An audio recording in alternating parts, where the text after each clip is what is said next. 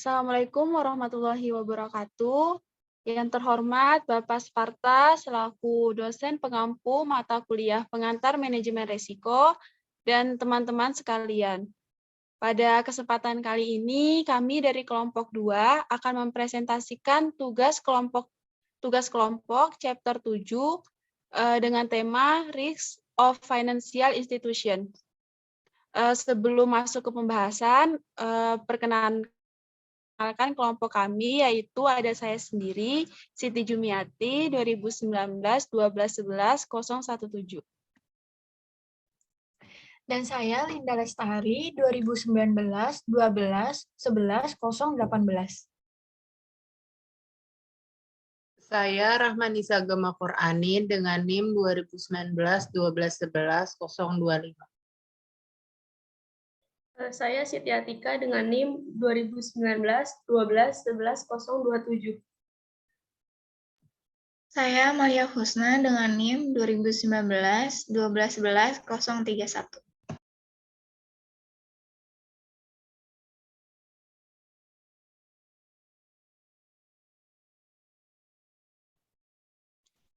Oke, yang pertama, tujuan utama manajemen lembaga keuangan adalah untuk meningkatkan keuntungan lembaga keuangan bagi pemiliknya. Namun, demi menghasilkan keuntungan tersebut diiringi dengan mengorbankan peningkatan resiko. Pada bab ini, mengulas berbagai resiko yang dihadapi lembaga keuangan, yaitu yang pertama, resiko suku bunga, yang kedua, resiko kredit, yang ketiga, resiko likuiditas, keempat, resiko valuta asing, kelima, resiko negara atau kedaulatan, keenam, resiko pasar, ketujuh, resiko off balance sheet, yang kedelapan, resiko teknologi dan operasional, dan yang kesembilan, resiko kebangkrutan. Next.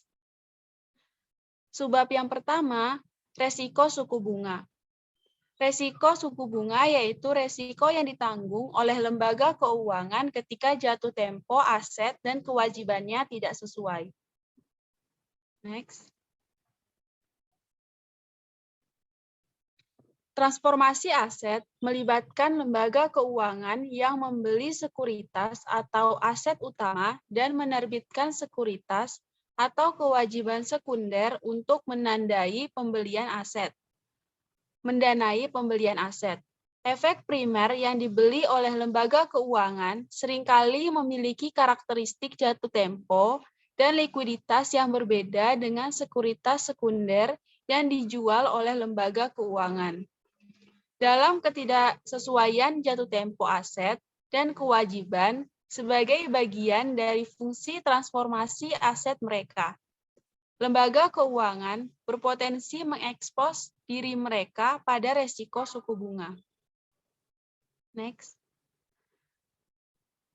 Lalu di resiko suku bunga ini ada refinancing risk, yaitu resiko bahwa biaya bergulir atau meminjamkan kembali dana akan naik di atas pengembalian yang diperoleh dari investasi aset.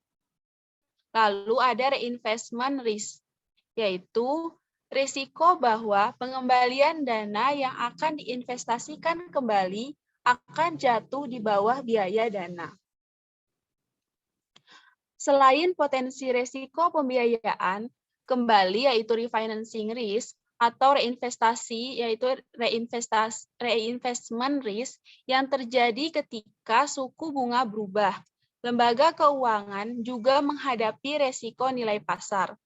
Hal ini berkaitan dengan nilai aset atau liabilities secara konseptual sama dengan nilai sekarang dari arus kas saat ini dan arus kas masa depan dari aset atau liabilities tersebut. Oleh karena itu, kenaikan suku bunga meningkatkan tingkat diskonto pada arus kas tersebut dan mengurangi nilai pasarnya aset atau kewajiban. Sebaliknya, penurunan suku bunga meningkatkan nilai pasar aset dan kewajiban. Next.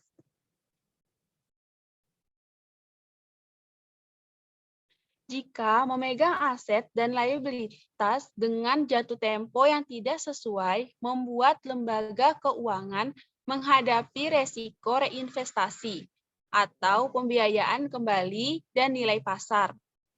Lembaga keuangan dapat berupaya melakukan lindung nilai atau melindungi terhadap resiko suku bunga dengan mencocokkan jatuh tempo aset dan kewajiban mereka. Sambil mengurangi eksposur risiko suku bunga, pencocokan jatuh tempo juga dapat mengurangi profitabilitas lembaga keuangan karena pengembalian dari bertindak sebagai transformator aset bantalan resiko khusus berkurang. Akibatnya, beberapa LK lebih menekankan ketidaksesuaian jatuh tempo aset kewajiban daripada yang lain. Misalnya, lembaga penyimpanan secara tradisional memegang aset jangka panjang daripada kewajiban, sedangkan asuransi jiwa cenderung untuk mencocokkan sifat jangka panjang dari kewajiban mereka dengan aset jangka panjang. Akhirnya, mencocokkan jatuh tempo hanya melindungi resiko suku bunga dengan cara yang sangat mendekati dan bukan sepenuhnya. Next. Yang kedua, resiko kredit. Resiko kredit yaitu resiko bahwa arus kas yang dijanjikan dari pinjaman dan surat berharga yang dimiliki oleh lembaga keuangan mungkin tidak dibayar penuh. Next. Resiko kredit timbul karena kemungkinan arus kas yang dijanjikan atas klaim keuangan yang dipegang oleh LK seperti pinjaman atau obligasi tidak akan dibayar penuh. Hampir semua jenis LK menghadapi resiko ini. Namun, pada umumnya LK yang memberikan pinjaman atau membeli obligasi dengan jangka panjang lebih terbuka dibanding LK yang memberikan pinjaman atau membeli obligasi dengan jangka waktu pendek. Ini berarti lembaga penyimpanan dan asuransi jiwa lebih rentan terhadap resiko kredit daripada reksadana pasar uang dan asuransi properti casualty insurance. Jika pokok atas semua klaim keuangan yang dimiliki oleh LK dibayar penuh pada saat jatuh tempo, dan pembayaran bunga dilakukan pada tanggal yang dijanjikan, LK akan selalu menerima kembali pokok pinjaman asli ditambah pengembalian bunga. Artinya, mereka tidak akan menghadapi resiko kredit. Namun, jika peminjam gagal bayar, baik pinjaman pokok maupun pembayaran bunga yang diharapkan akan diterima secara beresiko. Akibatnya, banyak klaim keuangan yang dikeluarkan oleh perusahaan dan dipegang oleh LK menjanjikan pengembalian terbatas atau tetap, pembayaran pokok dan bunga kepada pemberi pinjaman dengan probabilitas tinggi dan resiko kerugian besar atau kehilangan pokok pinjaman dan bunga yang dijanjikan dengan probabilitas yang jauh lebih kecil. Contoh yang baik dari klaim keuangan yang diterbitkan dengan pertukaran resiko pengembalian ini adalah obligasi kupon pendapatan tetap yang diterbitkan oleh perusahaan dan pinjaman bank. Selanjutnya akan dijelaskan oleh Linda Lestari.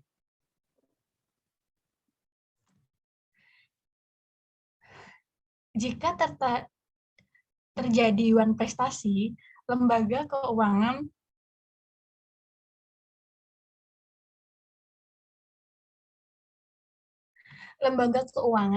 tidak memperoleh bunga atas aset yang dipinjamkan dan dapat dihilangkan seluruh atau sebagian dari pokok yang dipinjamkan, tergantung pada kemampuannya. Untuk mengklaim beberapa aset, peminjam selalu memproses hukum kepailitan dan kepailitan.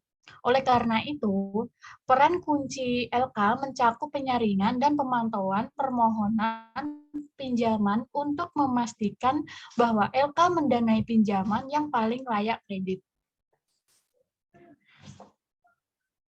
Pengaruh resiko kredit terlihat pada gambar di slide berikutnya yang menunjukkan tingkat charge-off atau write-off bank komersial untuk berbagai jenis pinjaman antara tahun 1984 dan 2015. Perhatikan khususnya tingginya tingkat charge-off yang dialami pada pinjaman kartu kredit selama periode ini. Memang tagihan kartu kredit oleh bank komersial meningkat terus-menerus dari pertengahan 1980-an hingga 1993, dan lagi dari 1995 hingga awal 1998. Pada 1998, tagihan-tagihan mendatar dan bahkan menurun setelah 1998.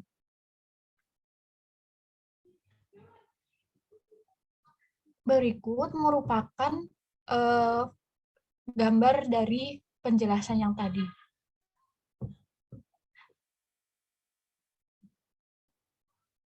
Selanjutnya, firm specific credit risk, yaitu risiko gagal bayar perusahaan peminjam terkait dengan jenis risiko proyek tertentu yang diambil oleh perusahaan itu.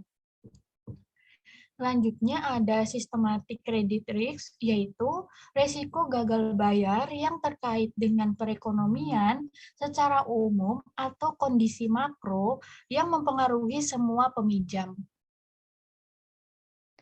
Efek dari diversifikasi risiko adalah untuk memotong atau membatasi profitabilitas hasil buruk dalam portofolio. Akibatnya, diversifikasi mengurangi risiko kredit spesifik perusahaan individu, seperti risiko khusus untuk memegang obligasi atau peminjam General Motor. Sementara membiarkan lembaga keuangan tetap terkena risiko kredit sistematis seperti faktor-faktor yang secara bersamaan meningkatkan risiko gagal bayar semua perusahaan. Dalam perekonomian misalnya, resesi ekonomi.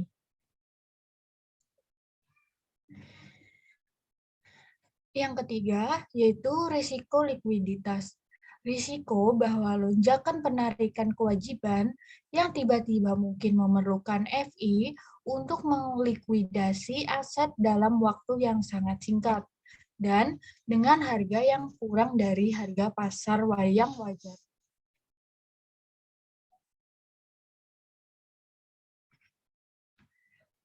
Risiko likuiditas muncul ketika, pertama, pemegang kewajiban lembaga keuangan seperti deposan atau pemegang polis asuransi meminta uang tunai segera untuk klaim keuangan yang mereka miliki dengan lembaga keuangan. Pemegang komitmen pinjaman di luar neraca atau jalur kredit tiba-tiba menggunakan hak mereka meminjam, yaitu menarik komitmen pinjaman mereka. Hingga kemungkinan terburuknya adalah lembaga keuangan mengalami krisis likuiditas yang biasanya dikarenakan kurangnya kepercayaan oleh kewajiban pemegang kewajiban di FI, adanya kebutuhan tak terduga untuk uang tunai yang jumlah yang cukup besar, atau pemegang kewajiban yang mungkin menuntut penarikan lebih besar dari biasanya. Jika hal tersebut terjadi, maka lembaga keuangan mungkin harus menjual sebagian aset mereka yang kurang likuid untuk memenuhi permintaan penarikan dari pemegang kewajiban. Penjualan aset tersebut dinilai memiliki risiko yang tinggi dikarenakan harga jual akan lebih rendah dikarenakan dibutuhkan segera mungkin.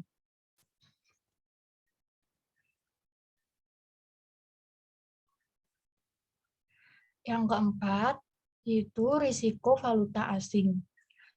Risiko valuta asing adalah risiko bahwa perubahan nilai tukar dapat mempengaruhi nilai aset dan kewajiban lembaga keuangan dalam mata uang asing. Lembaga keuangan semakin menyadari bahwa investasi asing maupun investasi portofolio asing dalam memperluas manfaat operasional dan keuangan yang tersedia dari investasi domestik murni. Dengan demikian, pendanaan pensiun Amerika Serikat yang memegang sekitar 5% aset mereka di sekuritas asing pada awal 1990-an sekarang memiliki lebih dari 13% aset mereka di sekuritas asing. Pengembalian investasi langsung domestik dan asing dan investasi portofolio tidak berkolerasi sempurna karena dua alasan. Yang pertama, teknologi yang menyadari berbagai ekonomi berbeda seperti halnya perusahaan di ekonomi tersebut. Pada pertengahan 2010-an, misalnya ekonomi Amerika Serikat berkembang sementara ekonomi Eropa mengalami resesi. Yang kedua, perubahan nilai tukar tidak berkorelasi sempurna antar negara. Meski begitu, investasi asing membuat lembaga keuangan menghadapi resiko nilai tukar mata uang asing. Risiko nilai tukar mata uang asing adalah risiko bahwa perubahan nilai tukar dapat mempengaruhi nilai aset dan kewajiban lembaga keuangan dalam mata uang asing. Untuk memenuhi dan memahami bagaimana risiko nilai tukar mata uang asing muncul, misalkan lembaga keuangan Amerika Serikat, artinya pada konversi pembayaran pokok dan bunga dari pound ke dolar, kerugian selisih kurs dapat mengimbangi nilai yang dijadikan dari pembayaran bunga mata uang lokal pada nilai tukar awal di mana investasi terjadi. Selanjutnya akan dibacakan oleh Siti Atika.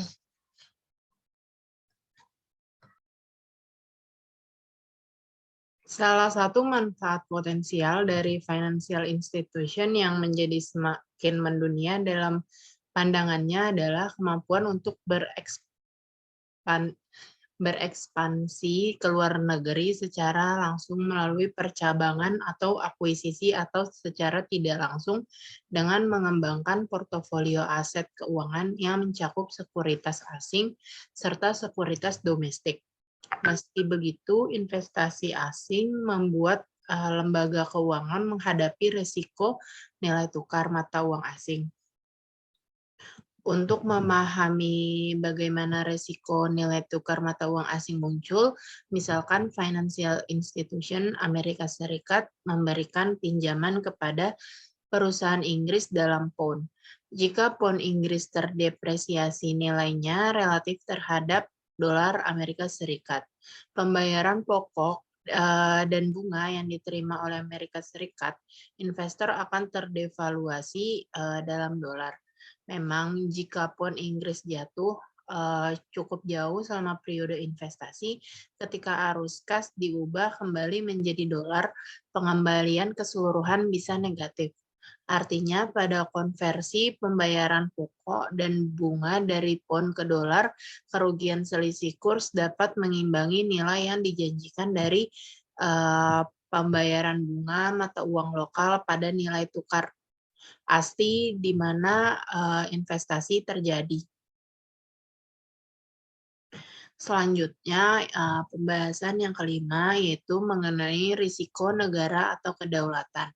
Jadi, maksudnya itu risiko ini pembayaran kembali dari pinjaman dari peminjam asing dapat terganggu karena pembatasan intervensi atau campur tangan dari pemerintah asing. Jadi seperti yang kami catat di bagian sebelumnya, lembaga keuangan itu berorientasi global yang tidak sesuai dengan ukuran dan jatuh tempo aset dan kewajiban asingnya terkena risiko mata uang asing dan suku bunga asing.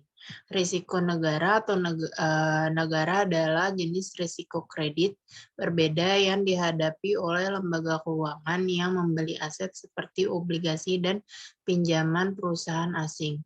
Sebagai perbandingan, perusahaan asing mungkin tidak dapat membayar kembali pokok atau bunga pinjaman bahkan jika itu mau.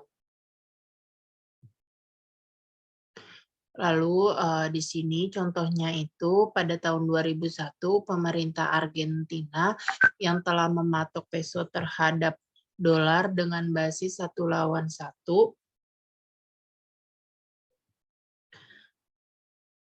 sejak awal 1990-an harus gagal membayar utang pemerintahnya sebagian besar karena nilai peso yang terlalu tinggi dan dampak buruknya memiliki pada ekspor dan pendapatan mata uang asing. Masalah ekonomi Argentina berlanjut hingga tahun 2000-an sampai 2010-an. Kasus lain dari risiko kedaulatan ekstrim adalah krisis Eropa tahun 2010-an. Meskipun suntikan dana bailout itu besar-besaran oleh zona euro dan dana moneter internasional pada Maret 2012. Pemegang utang pemerintah Yunani kehilangan 53,5% dari investasi mereka senilai 265 dolar miliar karena Yunani itu melakukan restrukturisasi sebagian besar utang pada negaranya. Jadi dalam hal pembatasan itu penjadwalan ulang atau larangan langsung atas pembayaran kewajiban utang oleh pemerintah yang berdaulat, pemegang klaim lembaga keuangan memiliki sedikit jika ada jalan lain ke pengadilan kebangkrutan lokal atau pengadilan klaim sipil internasional. Pengungkit utama yang tersedia bagi lembaga keuangan untuk memastikan atau meningkatkan probabilitas dan jumlah pembayaran adalah kendalinya atas pasokan pinjaman atau dana di masa depan ke negara yang bersangkutan. Namun, leverage tersebut mungkin sangat lemah dalam menghadapi mata uang negara dan pemerintah yang runtuh. Selanjutnya, kami akan membahas poin ke-6 yaitu risiko pasar.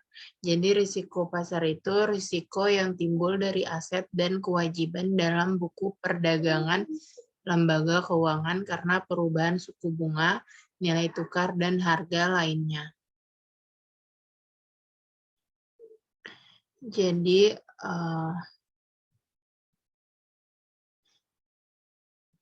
Jadi risiko pasar itu muncul ketika financial institution secara aktif memperdagangkan aset dan kewajiban dan derivatif daripada menahannya untuk tujuan investasi pendanaan atau lindung nilai jangka panjang. Risiko pasar terkait erat dengan risiko bunga, risiko suku bunga, risiko kredit, dan risiko nilai tukar mata uang karena risiko ini meningkat atau menurun. Keseluruhan risiko financial institution akan terpengaruh, namun risiko pasar menambah dimensi lain yang dihasilkan dari aktivitas perdagangannya. Jadi di sini tuh risiko pasar itu adalah risiko tambahan yang ditanggung oleh lembaga keuangan ketika risiko suku bunga, valuta asing, dan risiko kredit digabungkan dengan strategi perdagangan yang aktif, terutama yang melibatkan cakrawala perdagangan pendek seperti sehari. Secara konseptual, portofolio perdagangan lembaga keuangan dapat dibedakan dari portofolio investasinya berdasarkan horizon waktu dan likuiditas pasar sekunder. Portofolio perdagangan berisi aset, kewajiban, dan kontrak derivatif yang dapat dengan cepat dibeli atau dijual di pasar keuangan yang terorganisir. Portofolio investasi atau dalam kasus bank yang disebut dengan banking book berisi aset dan kewajiban yang relatif tidak liquid dan dimiliki untuk periode kepemilikan yang lebih lama. Selanjutnya di sini berada tabel. Jadi tabel di bawah ini menunjukkan rincian hipotesis antara banking book dan aset dan kewajiban trading book.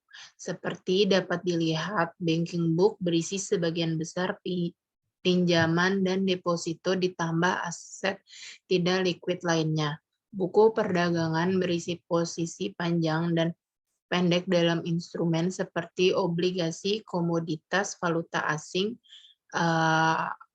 atau foreign exchange, ekuitas, dan derivatif dengan meningkatnya sekuritisasi pinjaman bank, misalnya itu seperti hipotek, semakin banyak aset menjadi liquid dan dapat diperdagangkan. Jadi di sini dapat kita lihat di banking book itu terbagi dua, ada aset dan liabilities. Jadi di banking book itu terdapat akun aset seperti cash, loans, premise dan equipment atau other liquid asset lainnya. Terus di liabilities-nya itu ada deposit, other illiquid borrow funds, dan kapital. Selanjutnya di trading book itu di bagian asetnya itu ada bonds yang jangka panjang, ada commodities yang jangka panjang, dan foreign exchange yang jangka panjang. Lalu di sini ada equities yang jangka panjang. Lalu untuk trading book yang liabilities-nya itu ada bonds jangka pendek, commodities yang jangka pendek, ada foreign exchange yang jangka pendek, dan equities yang jangka pendek. Lalu nanti dari kedua book ini, dari banking book dan trading book ini akan menghasilkan derivatif yang jangka panjang dan derivatif yang jangka pendek di liabilities. Lalu selanjutnya itu krisis pasar keuangan menggambarkan bahwa pasar atau perdagangan risiko hadir setiap kali lembaga keuangan mengambil posisi long atau beli atau jual di posisi short. Terbuka atau tanpa lindung nilai dalam obligasi, ekuitas, valuta asing, dan produk derivatif, dan harga berubah ke arah berlawanan dengan yang diharapkan. Akibatnya, semakin tidak stabil harga aset di pasar tempat instrumen ini diperdagangkan, semakin besar risiko pasar yang dihadapi oleh lembaga keuangan yang mengadopsi posisi perdagangan terbuka. Hal ini membutuhkan manajemen lembaga keuangan dan regulator untuk menetapkan kontrol untuk membatasi posisi yang diambil oleh pedagang serta mengembangkan model untuk mengukur eksposur risiko pasar lembaga keuangan di setiap harinya. Selanjutnya itu ada pembahasan yang ketujuh, yaitu mengenai risiko off balance sheet. Jadi di sini itu di poin ketujuh itu risiko ini ditanggung oleh lembaga keuangan sebagai akibat dari aktivitas yang terkait dengan aset dan kewajiban kontingensinya yang dikeluarkan dari neraca. Selanjutnya akan dibacakan oleh Siti Atika. Salah satu tren yang paling mencolok bagi banyak lembaga keuangan modern adalah pertumbuhan aktivitas off balance sheet mereka. Dan dengan demikian, risiko off balance sheet mereka, sementara semua lembaga keuangan sampai batas tertentu terlibat dalam kegiatan off balance sheet. Sebagian besar perhatian telah diberikan kepada kegiatan bank, terutama bank besar yang banyak berinvestasi di off balance sheet. Aset dan kewajiban neraca, khususnya sekuritas derivatif, sebaliknya aktivitas off balance sheet kurang menjadi perhatian bagi lembaga penyimpanan yang lebih kecil dan banyak perusahaan asuransi yang memiliki sekuritas off balance sheet yang relatif sedikit. Aktivitas di luar neraca menurut definisi tidak muncul di lembaga keuangan neraca berjalan karena tidak melibatkan atau memegang klaim utama saat ini, atau penerbitan klaim sekunder saat ini, yaitu kewajiban. Sebaliknya, aktivitas di luar neraca mempengaruhi masa depan, bukan bentuk neraca lembaga keuangan saat ini. Mereka melibatkan penciptaan aset, dan kewajiban kontingensi yang menimbulkan potensi penempatan pada masa depan pada neraca mereka. Dengan demikian, mereka memiliki dampak langsung pada profitabilitas dan kinerja lembaga keuangan di masa depan. Dengan demikian, akuntan menempatkannya di bawah garis dari neraca aset dan kewajiban lembaga keuangan.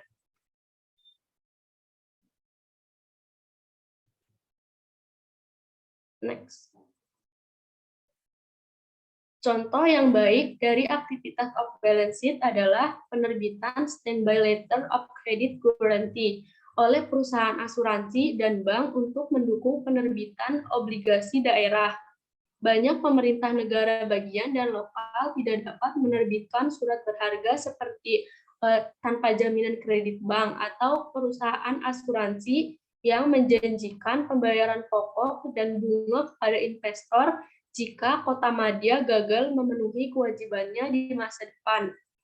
Dengan demikian, pembayaran jaminan letter of credit jika pemerintah kota, misalnya negara bagian New York, menghadapi masalah keuangan dalam membayar pembayaran bunga yang dijanjikan dan atau pokok obligasi yang akan diterbitkannya. Jika arus kas pemerintah kota cukup kuat untuk melunasi pokok dan bunga atas utang yang diterbitkan, maka surat jaminan kredit yang diterbitkan oleh lembaga keuangan akan kadaluarsa dan tidak digunakan. Tidak ada yang muncul di neraca lembaga keuangan pada saat ini ataupun di masa depan. Namun biaya yang diperoleh untuk menerbitkan surat jaminan kredit akan muncul pada laporan laba rugi lembaga keuangan. Next. Akibatnya dari kasus yang tadi yaitu kemampuan untuk memperoleh pendapatan imbalan tanpa menambah atau memperluas neraca menjadi motivasi penting bagi lembaga keuangan untuk menjalankan bisnisnya di luar neraca. Sayangnya kegiatan ini tidak bebas dari resiko. Misalkan pemerintah kota default pada bunga obligasi dan pembayaran pokoknya. Kemudian kewajiban kontingensi atau jaminan yang diterbitkan lembaga keuangan menjadi kewajiban aktual yang muncul di neraca lembaga keuangan. Artinya lembaga keuangan harus menggunakan ekuitasnya sendiri untuk mengkompensasi investor di obligasi daerah. Selanjutnya yaitu pembahasan ke-8 mengenai resiko teknologi dan operasional atau teknologi and operational risk.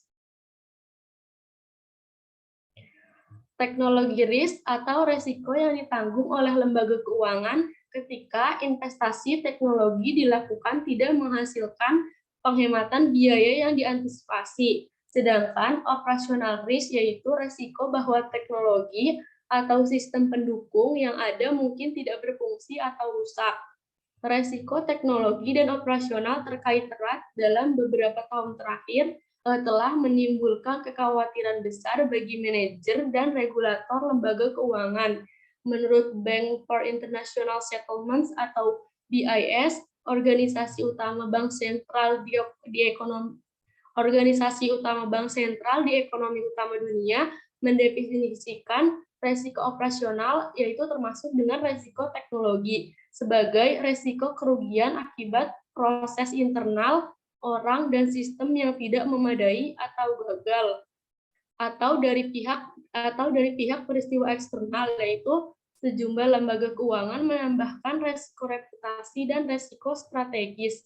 Misalnya karena merger yang gagal sebagai bagian dari definisi resiko operasional yang lebih luas.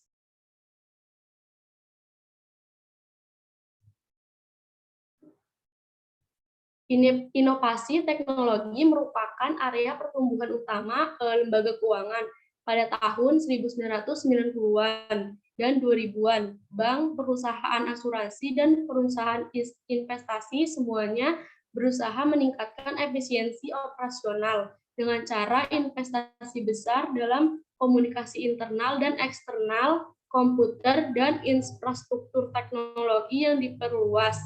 Misalnya, sebagian besar bank memberikan kemampuan kepada deposan untuk memeriksa saldo rekening, mentransfer dana antar rekening, mengelola keuangan, membayar tagihan, dan melakukan fungsi lain dari berbagai perangkat elektronik pribadi mereka.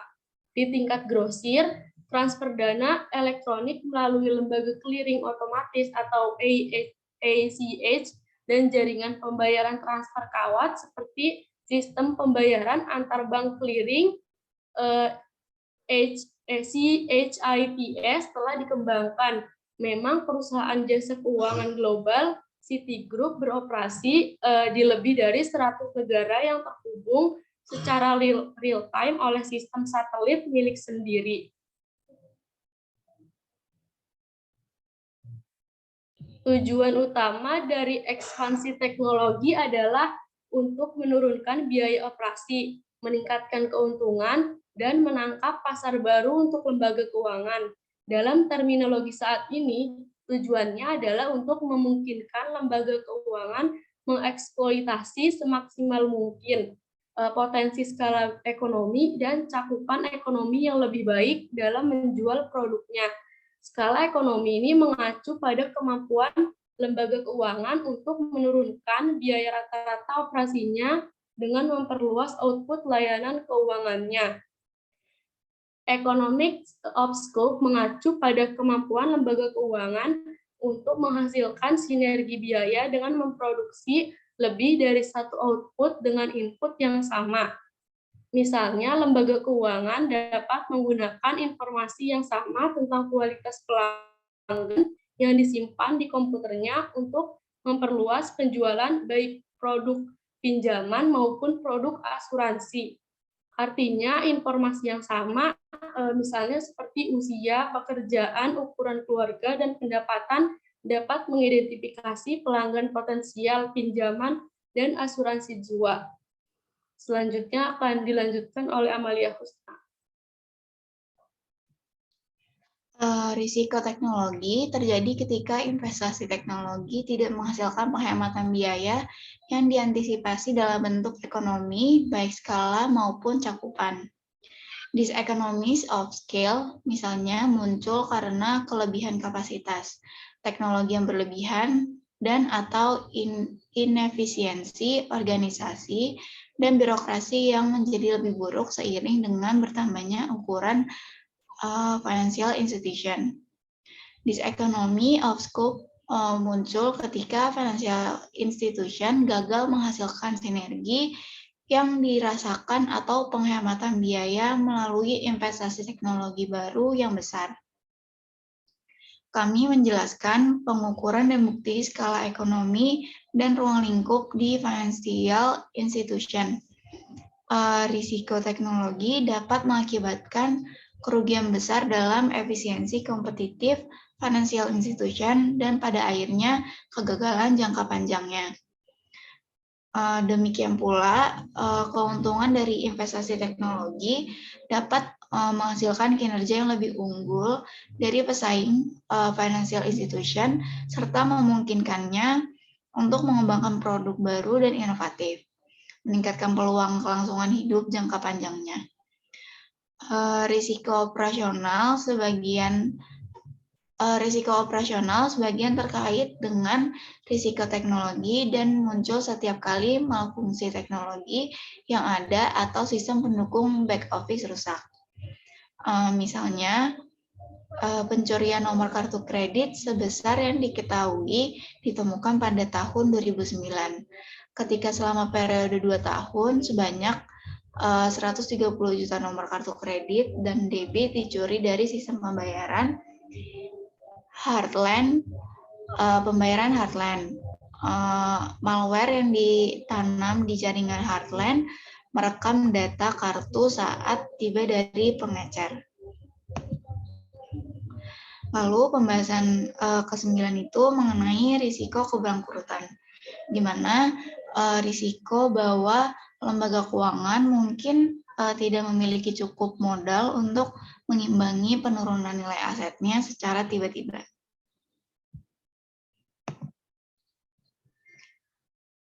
Risiko kepailitan adalah konsekuensi atau hasil dari satu atau lebih risiko yang dijelaskan di atas. yaitu suku bunga, kredit, likuiditas, valuta asing, kedaulatan, pasar, off balance sheet, dan risiko teknologi. Secara teknis, kepailitan terjadi ketika modal atau sumber ekuitas pemilik lembaga keuangan didorong ke atau mendekati nol, karena kerugian yang terjadi sebagai akibat dari satu atau lebih resiko yang dijelaskan di atas. Lalu pertimbangan kasus Washington Mutual yang mengalami kerugian besar dari kepemilikan di dalam dan di luar neraca selama krisis keuangan. Pada awal September 2008, modal pasar Washington Mutual hanya bernilai 3,5 miliar dolar, lalu turun menjadi 43 miliar dolar pada akhir 2006. Pada bulan September 2008, bank tersebut diambil alih oleh FDIC dan dijual kepada JP Morgan Chase. Sebaliknya, pada bulan Maret 2009, harga saham Citigroup jatuh di bawah $1 per saham. Dan bank yang pernah menjadi bank terbesar di Amerika Serikat itu hampir bangkrut.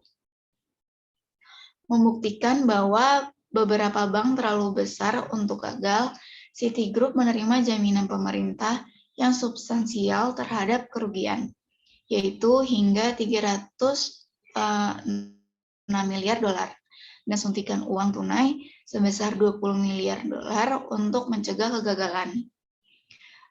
Memang antara Oktober 2008 dan Desember 2009, lebih dari 700 bank telah menerima total sebesar 205 miliar dana pemerintah federal melalui program pembelian modal.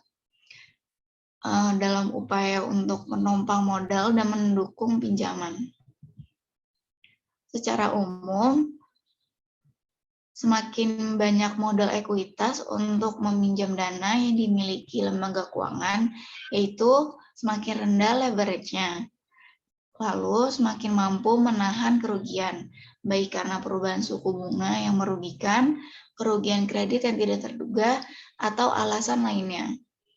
Dengan demikian, baik manajemen maupun regulator lembaga keuangan fokus pada modal dan kecukupan.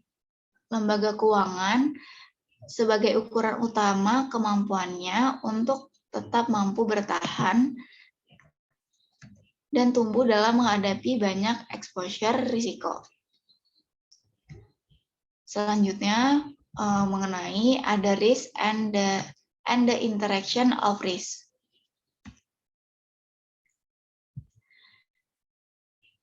Sebelumnya kita telah mempelajari risiko-risiko yang terdiri dari risiko bunga, risiko kredit, risiko likuiditas, risiko valuta asing, risiko negara, risiko pasar, risiko off balance sheet, risiko teknologi, risiko operasional, dan risiko insolvensi. Meskipun pembahasannya secara umum menggambarkan masing-masing secara independen, pada kenyataannya risiko-risiko tersebut seringkali saling bergantung. Misalnya, ketika suku bunga naik, perusahaan dan konsumen merasa lebih sulit untuk mempertahankan pembayaran yang dijanjikan atas utang mereka. Dengan demikian, selama beberapa rentang pergerakan suku bunga, risiko kredit, suku bunga, dan off balance sheet berkorelasi positif. Selanjutnya, financial institution mungkin mengandalkan dana dari pembayaran yang dijanjikan atas pinjamannya untuk tujuan manajemen likuiditas. Dengan demikian, risiko likuiditas juga berkorelasi dengan risiko suku bunga dan risiko kredit. Ketidakmampuan pelanggan untuk melakukan pembayaran yang dijanjikan untuk mempengaruhi pendapatan dan keuntungan lembaga keuangan. Akibatnya, posisi ekuitas atau modalnya. Dengan demikian, setiap risiko dan interaksinya dengan risiko lainnya pada akhir pada akhirnya mempengaruhi risiko insolvensi. Lalu dengan demikian pula perubahan nilai tukar mata uang asing dan perubahan suku bunga juga sangat berkorelasi. Ketika Federal Reserve mengubah suku bunga utama seperti suku bunga dana Fed melalui tindakan kebijakan moneternya, nilai tukar juga cenderung berubah. Berbagai risiko lain seringkali dari jenis yang lebih terpisah atau jenis peristiwa juga berdampak pada profitabilitas dan financial institution. Exposure risiko, meskipun seperti disebutkan sebelumnya, banyak yang memandang risiko diskrit atau peristiwa sebagai bagian dari risiko operasionalnya. Lalu, risiko terpisah mungkin termasuk kejadian di luar financial institution seperti perubahan mendadak dalam kebijakan regulasi. Ini termasuk mengangkat hambatan peraturan untuk pinjaman atau masuk atau produk yang ditawarkan. Perubahan peraturan pada tahun 1994 yang memungkinkan percabangan antar negara bagian setelah 1997 adalah salah satu contohnya. Seperti Undang-Undang Modernisasi Layanan Keuangan pada tahun 1999 dan Undang-Undang Reformasi Wall Street dan Perlindungan Konsumen pada tahun 2010.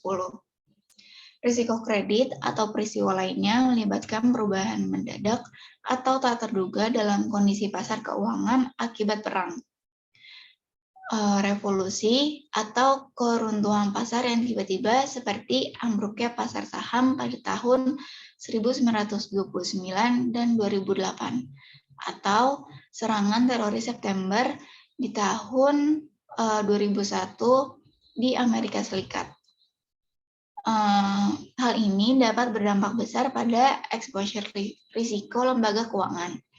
Risiko peristiwa lainnya termasuk penipuan, pencurian, gempa bumi, badai, malfeasance, dan pelanggaran kepercayaan fidusia. Semua ini pada akhirnya dapat menyebabkan financial institution gagal atau sangat dirugikan. Namun masing-masing sulit untuk dimodelkan dan diprediksi.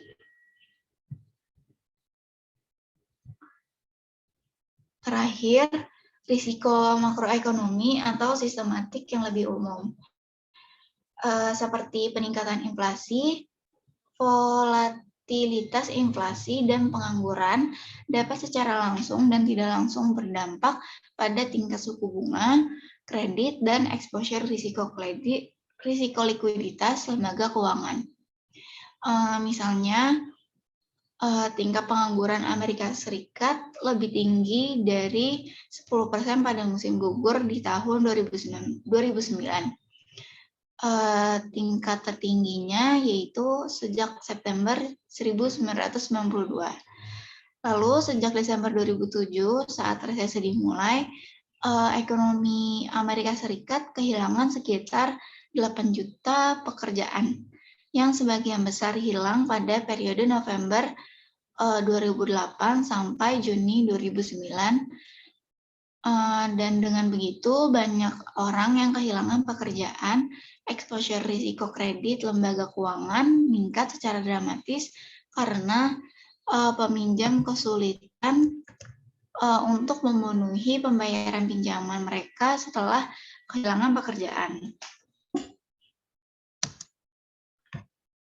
Sekian presentasi dari kelompok kami. Kurang lebihnya mohon maaf. Wassalamualaikum warahmatullahi wabarakatuh.